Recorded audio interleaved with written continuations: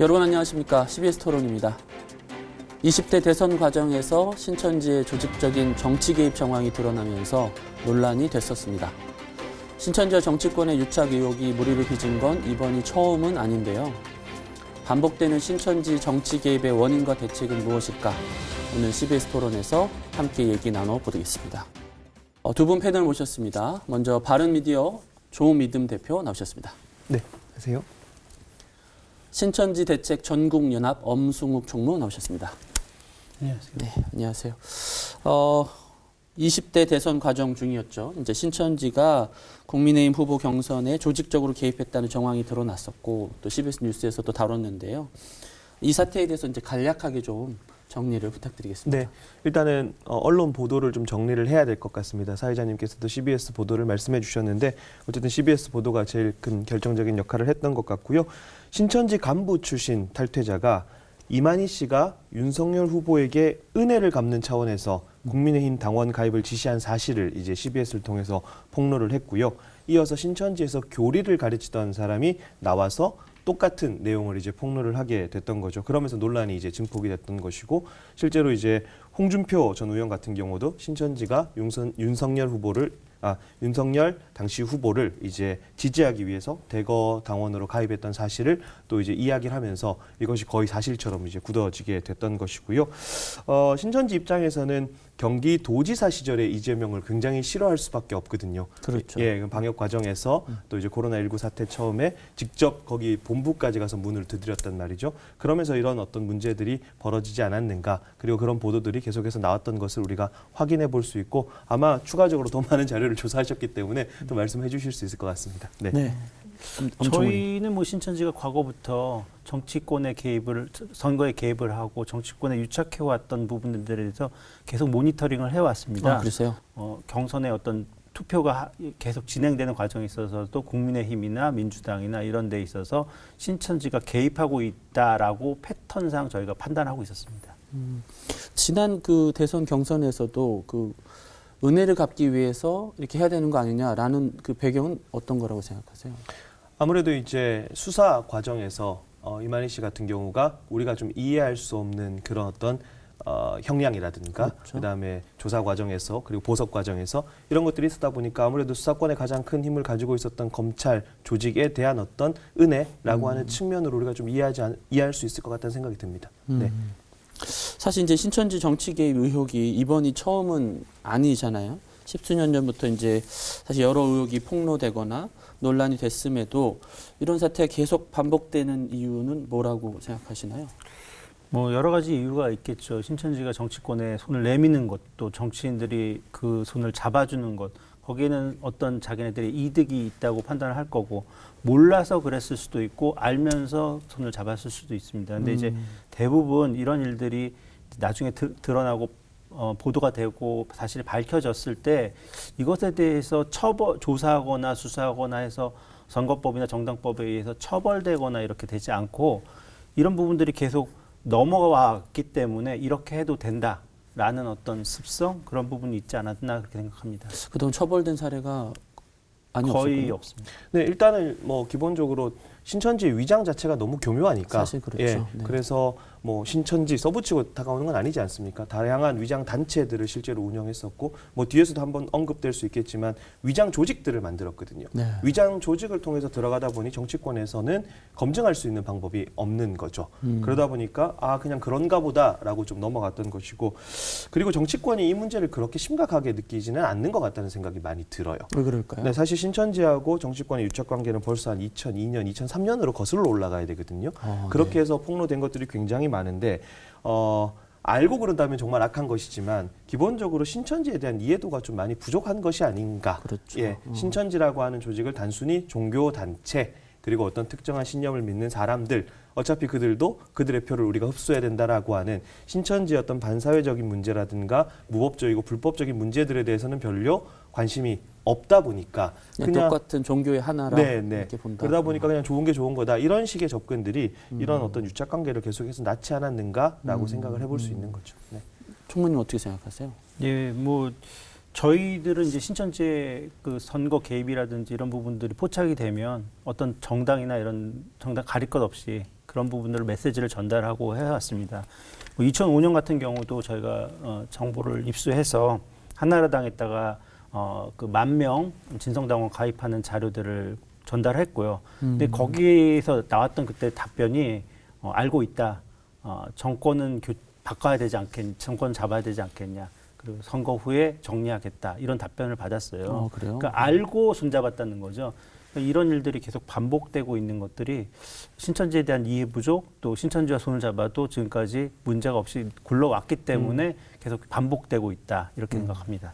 이제 신천지를 바로 알자라는 운동을 많이 해오신 걸로 제가 알고 있고, 예. 그다음에 피해자분들과 주로 활동을 하시니까 그냥 정치권에서 이거 우리한테 표 되는데 뭐 크게 문제될 거 없지 않나 이렇게 생각하시는 거에 대해서는 어떻게 보시나요?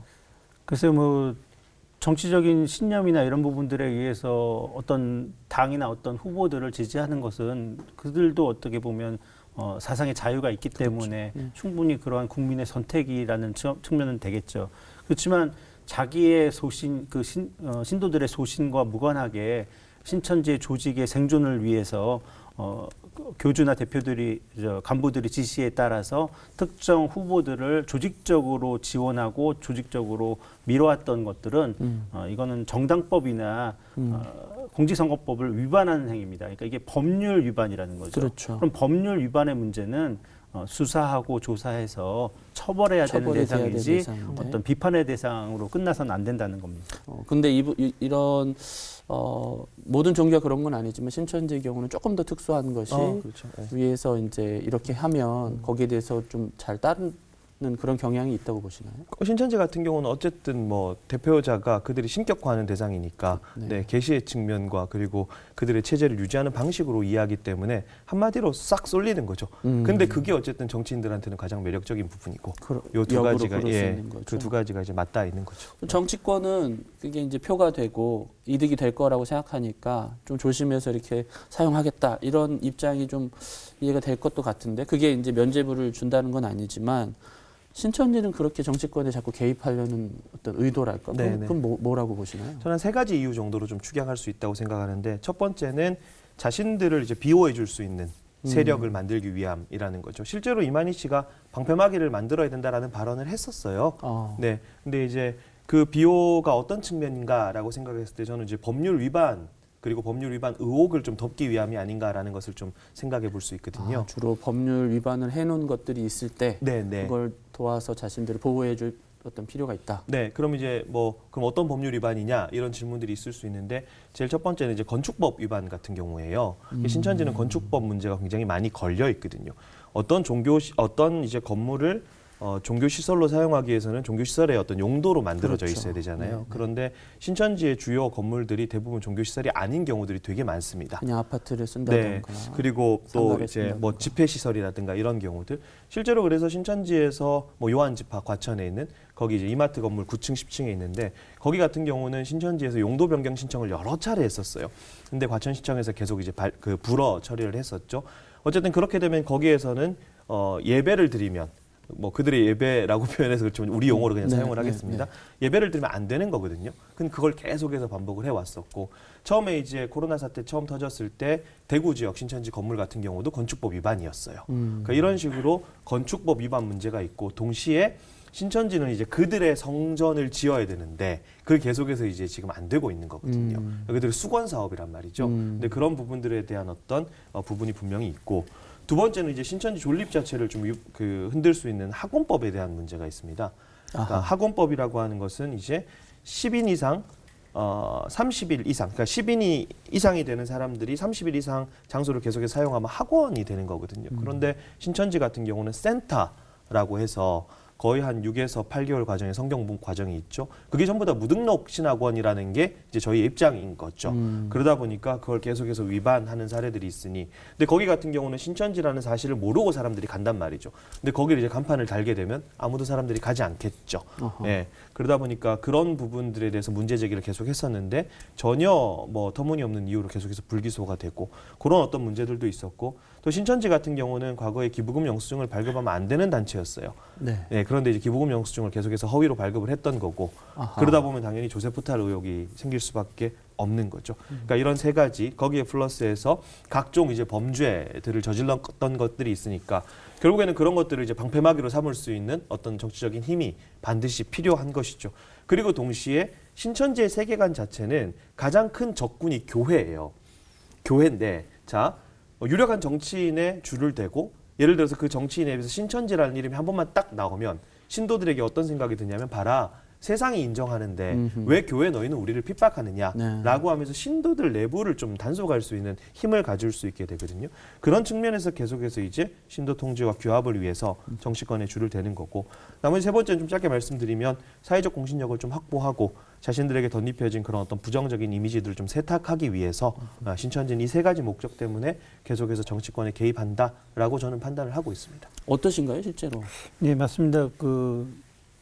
조미돈 대표님 말씀하신 것처럼 세력 확장이라든지 뭐 건축법 위반을 하는 어떤 범죄 문제라든지 또 불법 행위에 대한 자신들의 어떤 생존 또 신도 규합 이런 용어로 많이 정치권과 유착하고 있고 예를 들어서 정치인들과의 찍었던 사진, 대통령과 찍었던 사진들을 이제 그렇죠. 자기네 전국 방송에 내보내면서 우리가 우리 총회장님이 이러신 분이다. 라든지 이만희 직무실에 가면 대통령과 찍었던 사진들이 있습니다. 그래서 피해자 부모들이 찾아갔는데 내가 이런 사람이다. 이 사람들이 내가 나쁜 사람이면 만나주겠냐 이렇게 얘기를 하는 거죠. 그래서 자기네들의 어떤 신도들을 규합하고 자기네들의 어떤 정당성을 확보하는 데 사용되는 어떤 도구로서 정치권에 계속 유착해 왔다. 그렇게 보는 거죠. 근데 유력 정치인들 경우에 뭐 이분이 신천지인지도 모르겠지만 또 사진 찍자고 하는데 누구는 뭐라서 안 됩니다. 이렇게 하긴 좀 곤란할 것 같은데요. 그렇게 얘기하면 사실은 이제 뭐 알고서 이제 접근하는 경우 또 심지어는 신천지 행사에 가서 축사를 하는 사람들, 정치인들 이런 분은 모르고 아니죠. 알고죠. 그렇죠. 사실은. 그런 면도 있는 거고. 근데 이제 그런 것들이 드러나고 그것이 사회적으로 비판을 받았을 때 몰랐다라고 이제 해명을 하는데 저희들은 그렇게 생각해요. 그리고 몰랐다, 뭐 피해자들한테 사과한다 이렇게 하지 마시고 정치인들이 태도를 좀 바꿨으면 좋겠습니다. 정말 몰랐다면 자기를 기망한 신천지를 상대로 사과를 요구하는 것이 본인들의 어떤 그 입장을 명백히 하는 경우고요. 과거에 그런 경우가 있었습니다. 과천에서 선거 과정에서 신천지가 특정 후보에게 접근을 해서 지원을 해주겠다고 했고 그 후보는 그러한 사실을 당내에 알려서 그 당은 전체적으로 신천지 아웃을 외치면서 같이 신천지 대책을 하고 또 그렇게 신천지가 손을 내밀었던 사실을 공개하는 그런 일이 있었습니다. 그래서 그러한 좋은 대처 방법도 있다라는 거 말씀드리고 싶습니다. 지금 말씀하신 이유는 제가 이해가 됐는데 네네. 실질적으로 신천지 쪽에서 이익을 받나요? 두 가지로 좀 생각해 볼 수 있습니다. 첫 번째는 좀 추정에 근거해서 말씀을 드릴 수밖에 없어요. 왜냐하면 수사 과정을 우리가 뭐 다 들여다보는 것은 아니니까. 그렇죠. 다만 이제 아까 말씀드렸던 학원법이라든가 건축법이라든가 이런 것들에 대해서 우리가 도저히 좀 상식적으로 법리적으로 납득하기 어려운 판결들이 계속해서 나온다는 거죠. 이렇게 보면 어떻게 보면 좀 떼쓰는 거 아니냐 이런 식으로 말씀하실 수 있지만 저희가 지금까지 취재하고 써놓은 글들을 읽어보면서 논리적 판단을 했을 때에 도무지 이런 판결이 나올 수 없는 판결들이 굉장히 많이 나온 사례들이 있었어요. 예를 들면 이런 겁니다. 학원법 같은 경우에 그 신천지 센터에 모여 있는 사람들 같은 경우는 신천지 신도들이 아니에요.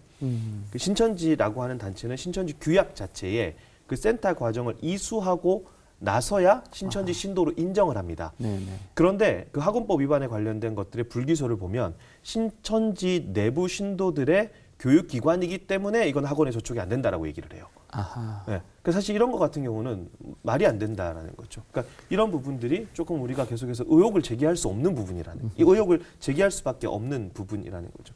그러니까 딱 들어도 전혀 신천지 규약과도 맞지 않는 내용의 불기소 처분이라고 하는 것들은 뭐 그 과정을 우리가 다 모르기 때문에 뭐 단정지어서 말씀드릴 수는 없겠지만 충분히 우리가 합리적으로 좀 추정을 할 수 있는 부분이고요. 두 번째 우리가 실익이라고 했을 때 우리가 좀 신천지라는 단체 그리고 이런 유사한 단체들의 성격을 생각했을 때 이런 단체들이 뭔가 대외적인 활동을 했어요. 했는데 우리가 봤을 때는 그렇게 가시적인 성과가 보이지 않아요.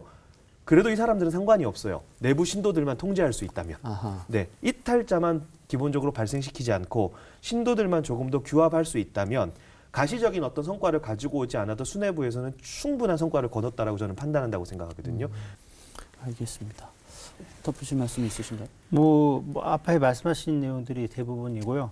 그러니까 이제 수사 권력이라든지 정치 권력 또 뭐 언론 권력이나 이런 부분들에 대해서 공권력을 피해가기 위한 거죠. 그런 거는 사실상 신천지가 그동안 벌여왔던 각종 불법 행위들, 건축법 위반, 학원법 위반, 뭐 부동산 실명제법 위반, 여러 법률 위반, 폭력 행위 등 처벌에 관한 법률 위반, 여러 법률 위반에 대한 공권력을 피해가기 위한 어떤 수단으로서 정치권에 계속 이렇게 유착하는 거고, 또 학원법 위반 같은 경우는 매우 중요합니다. 정말 굉장히 중요하고 기본적인 거고 거기에 대한 판례들은 많이 있습니다. 예, 그래서 판례가 있기 때문에 대법원 판례도 있고 헌재 판례도 있기 때문에 이거는 뭐 명백한데도 불구하고 기소를 하지 않는 거죠. 기소를 하지 않으니까 재판을 갈 수가 없고 이것에 대해서 법률적 판단을 받을 수가 없는 상황이 계속되는 거죠. 또 어떤 경우에는 이런 경우가 있습니다. 그러니까 약한 죄로 기소를 합니다. 약한 죄로 기소를 해서 사실상 실질적으로 더 큰 죄를 피해가게끔 해주는 그런 경우들을 저희는 굉장히 많이 봐왔기 때문에 학원법 관련해서 한 가지만 좀 덧붙이면 사실 이제 학원법 같은 경우는 피해자들만이 또 고발한 사건이 아니에요. 그렇겠죠. 기본적으로 네. 대법원 판례가 있고 그다음에 교육부 법령 해석이 있고 심지어 한 건은 교육청에서 고발을 한 거예요. 어허. 교육청에서 해석을 해서 이거는 충분히 이제 학원법 위반의 사례가 되겠다라고 해서 교육청에서 고발을 했는데 그것조차도 이제 아까 말씀드렸던 좀 불기소 이유를 가지고 핵심은 그겁니다. 거기는 신천지 신도들이 아니라는 거. 신천지 규약에도 그렇게 돼 있다는 거. 근데 불기소의 이유는 거기는 신천지 신도들의 내부 교육기관이기 때문에 학원으로 등록하지 않아도 된다라는 것.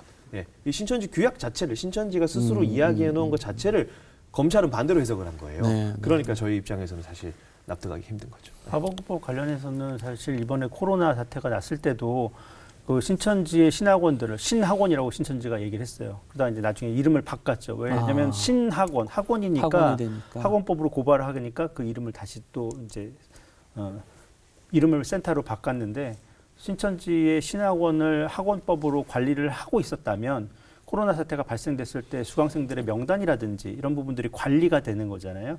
근데 이제 그런 부분들이 법에 따라서 관리되지 않아 왔다는 게 큰 문제였던 거죠.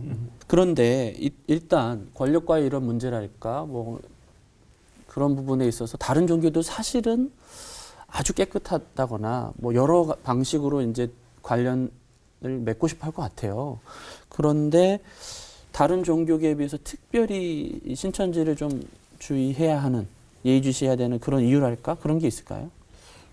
뭐 다른 종교나 종교가 사회에 대해서 비판할 수 있는 거고 그건 뭐 종교와 정치가 분리되어 있다 하더라도 헌법상 분리되어 있다 하더라도 그거는 부정하게 유착하는 것이 아니라 비판하거나 네네. 혹은 어느 종교인도 정치적인 행위를 할 수 있는 거죠.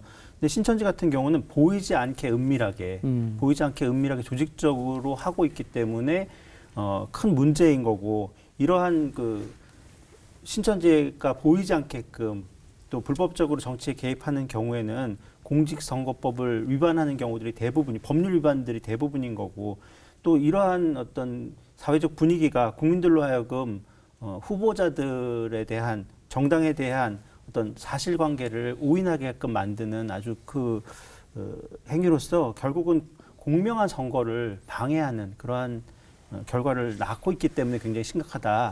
이런 정황들에 대해서 어떻게 보시나요?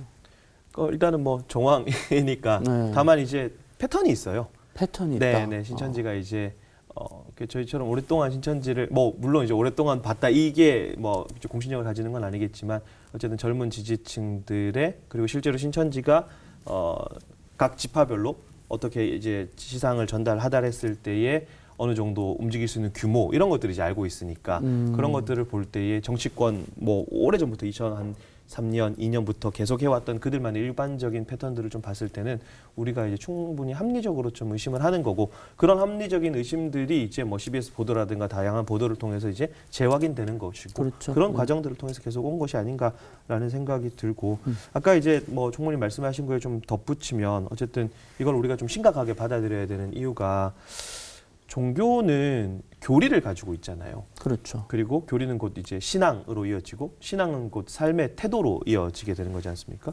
근데 신천지 교리 자체가 국가의 안녕과 안정하고는 관계가 없다라는 거죠. 거리가 멀다라는 거죠. 이만희 씨는 직접적으로 하나가 신천지 가족 중에 하나가 신천지가 아니면 갈라져야 된다라고 이야기를 해요. 그러니까 이혼을 조장한 거죠. 그리고 가정을 파괴시키는 설교를 하는, 설교도 아니지만 가정을 파괴시키는 이야기를 하는 것이거든요. 근데 신천지의 정치권의 어떤 개입하려는 목적 자체가 공익도 아니고 국가의 안정을 위한 것도 아니고 자신들의 방패막이를 삼으려 하는 것이기 때문에 의도 자체가 굉장히 불순하고, 이거는 신천지뿐만 아니라 어느 종교도 그렇게 해서는 안 되는 것이라고 생각을 하고요. 그리고 신천지의 득세는, 이 부분이 굉장히 중요한데, 신천지의 득세는 곧 피해자의 양산입니다. 아하. 네. 그러니까 이제 이 사람들의 정치권 개입을 통해서 이 사람들의 정당성을 우리가 확보해 줄 수가 없는 거죠. 피해자가 생기니까. 네. 그런데 이렇게 사실은 이제 기독교인들은 신천지에 대해서 제법 이제 많이 알고 경각심을 갖고 있는데, 그리고 정치권에서도 신천지 하면 뭔가 이렇게 부정적인 이미지가 있을 거라고 저는 예상이 되는데, 그런데도 이렇게 딱 자르지 못하는 그런 이유가 있을까요?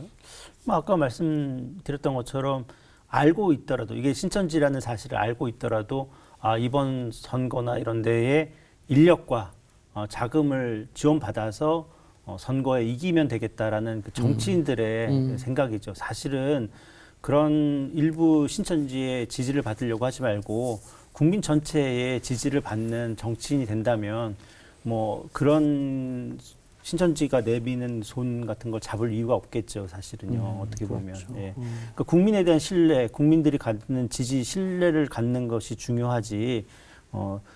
신천지 같이 자기네들의 이익을 위해서 돈과 인력을 제공했을 때 그것을 잡는 그런 정치 풍토의 변화도 필요하지 않을까 그렇게 생각합니다. 그런 것 같습니다. 네. 조 대표님은 어떻게 보세요? 이렇게 신천지가 계속해서 이렇게 네. 손을 내미는데 딱 끊지 못하는 이유 뭐라고 보시나요? 뭐 한 세 가지 정도로 생각하면, 첫 번째는 잘 모르고 이용당하는 경우 분명히 있을 것 같고요. 네. 예, 신천지 위장하니까. 두 번째는, 이거 좀 제가 부정적인 이야기일 수도 있는데 아까 하신 말씀을 좀 덧붙이면, 정치 자체를 국민을 위해서 안 하는 거죠.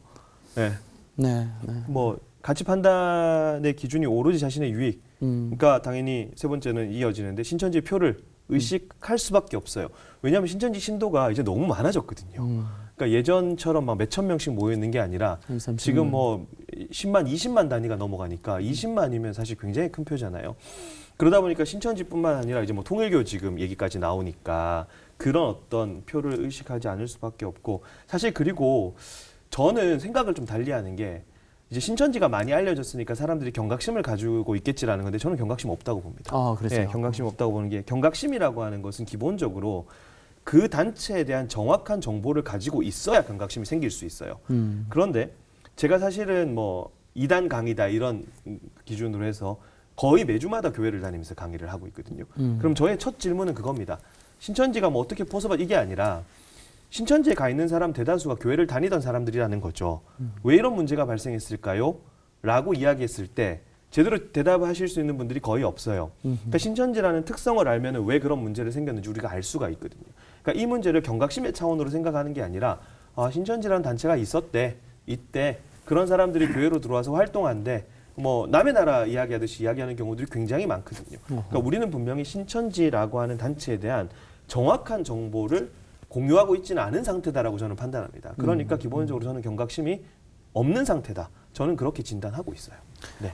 그냥 덮어놓고 모호하게 네. 신천지 나빠 네. 정도는 있지만 네, 네. 실질적으로 어떻게 나쁘다든가 네. 어떤 게 반사회적이랄까 이런 것들은 부족하다. 네, 그러니까 어떤 법률을 위반했다든지 신천지의 뭐가 문제라는 부분들, 신천지가 왜 발생되게 됐고 신천지가 어떻게 흘러왔는지에 대한 심도 있는 어떤 이해 없이 그냥 신천지에 대한 혐오 플레임, 신천지가 싫어, 신천지 반대 이런 플레임으로 가고 있는 사회적 분위기가 문제가 좀 있다고 봅니다. 그래서 최근에도 보면 어떤 언론 매체에 나온 내용들을 보면 신천지에 대해서 혐오 플레임을 적용을 합니다. 그래서 신천지에 대해 혐오 플레임을 적용을 시켜놓고 우리가 혐오 플레임은 잘못됐어라고 하면서 신천지에 면죄부를 주는 거죠. 아하. 그러니까 오히려 이런 잘못된 신천지의 정말 중요한 문제, 법률 위반의 문제들이 있음에도 불구하고 신천지의 교리, 그건 신천지의 종교의 자유야라고 하면서 혐오 플레임을 씌워놓고 그 혐오 플레임에서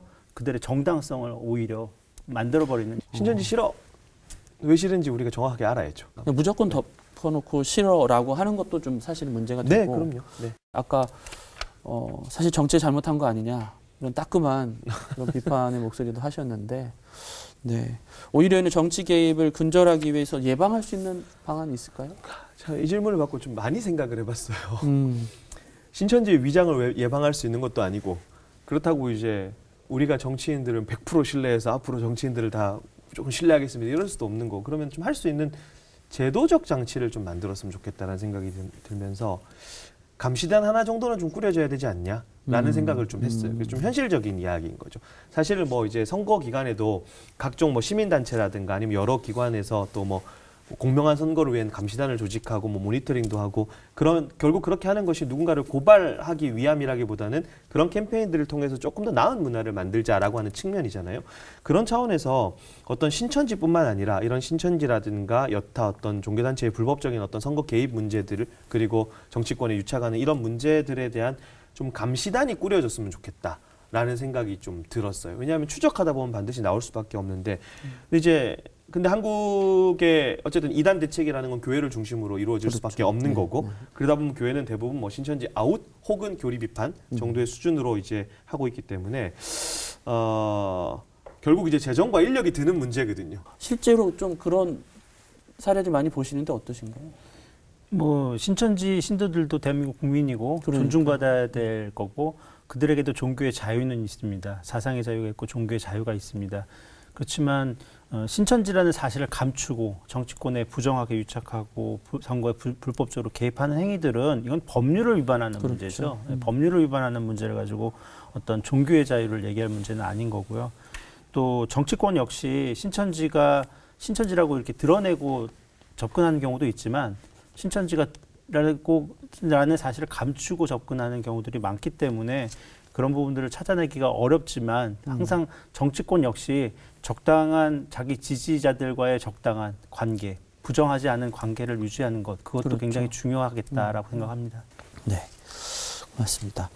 우리 마지막으로 한번 말씀을 좀 듣고 싶은데요. 교회가 어떻게 좀 더 이 부분에 대해서 관심을 가졌으면 좋겠는지 혹은 사회인지 마지막으로 말씀 한번 부탁드립니다. 좀 큰 관점으로 말씀을 좀 드리겠습니다. 그러니까 신천지의 득세는 결국 한국 교회가 건강하지 못함을 방증하고 있는 것이다라고 하는 측면. 그래서 물론 신천지 아웃을 붙이는 교회의 입장도 당연히 이해는 가요.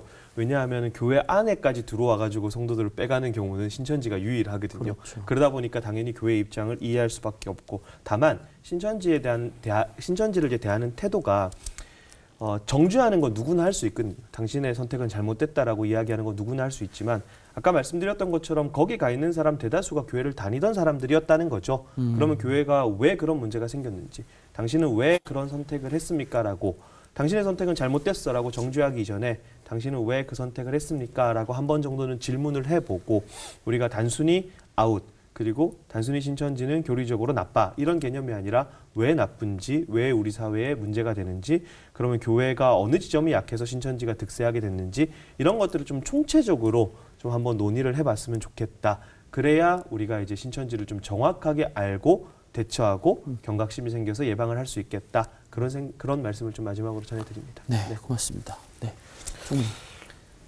신천지 문제를 이단의 문제로 본다면 한국 교계의 문제에 국한되죠. 근데 신천지 문제는 우리 사회의 문제입니다. 네. 그러니까 신천지가 행하고 있는 각종 법률 위반이라든지 사회적 폐해 문제는 우리가 그것이 종교적 교리에만 국한되어 있지 않습니다. 그래서 이런 부분들을 우리가 사회 문제로 좀 이해할 필요가 있고 신천지에 대한 올바른 이해가 먼저 우선돼야 되지 않을까 이렇게 생각을 합니다. 또 신천지의 가장 큰 문제가 학원법 위반입니다. 학원법 위반이라는 건 신학원에 가는 사람들은 그곳이 신천지인지도 모르고 가서 교육을 받아왔거든요.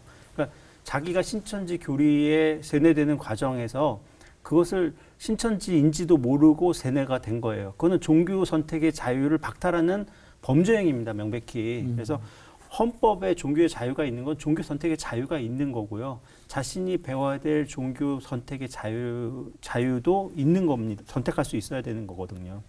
근데 이런 불법 행위들, 그러니까 신천지의 가장 큰 문제는 불법 행위입니다. 그리고 그게 사회적으로 큰 피해를 일으키고 있는데 이런 피해를 자꾸 어떤 종교적인 문제로만 국한시켜서 보지 말아야 된다는 인식에 좀 전환이 필요하지 않을까 생각을 하고 첫째는요. 또 한 가지는 잘못된 신천지 대책, 그러니까 신천지에 대한 감정적인 부분, 또 신천지에 대해서 잘못적인 법률적인 대응들을 해옴으로써 신천지에게 오히려 면죄부를 주거나 신천지를 비호하는 결과를 초래해왔다. 저는 좀 그렇게 보고 있습니다. 네, 이 문제는 사회적인 문제다. 예. 법률 위반이나 이런 문제에 대해서 거기에 맞게 접근해야 되고 또 그리고 이 복잡한 문제를 해결하기 위해선 교회 내나 밖으로 적당한 현명한 대응 전략이 필요하다라고 말씀해 주신 것 같습니다. 오늘 말씀 감사합니다. 네, 감사합니다. 네, 감사합니다. 신천지의 정치 개입을 근절하기 위한 노력은 교회와 사회를 지키기 위한 중요한 과제인 것 같습니다. 정치권과 한국교회가 경각심을 가지고 지혜를 모았으면 좋겠습니다. 오늘 CBS 토론은 여기서 마치겠습니다. 시청해 주셔서 고맙습니다.